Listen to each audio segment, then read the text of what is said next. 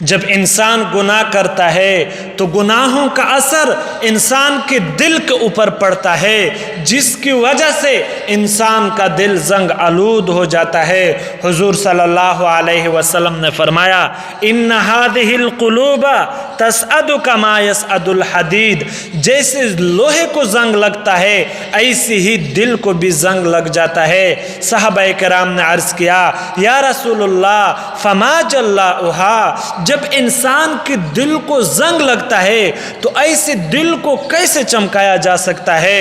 حضور صلی اللہ علیہ وسلم نے فرمایا کثرت ذکر الموت و تلاوت القرآن، جو بندہ موت کو کثرت کے ساتھ یاد کرتا ہو اور کثرت سے قرآن مجید کی تلاوت کرتا ہو تو ایسے بندے کا دل صاف ستھرا ہو جاتا ہے۔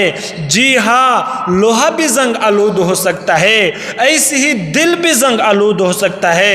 قرآن عظیم الشان اس بات پہ گواہ ہے کلا بل رانا علی قلوبہم ما کانوا یکسبون، ہرگز نہیں بلکہ ان کے اعمال نے انسانوں کے دلوں کے اوپر زنگ لگایا ہوا ہے۔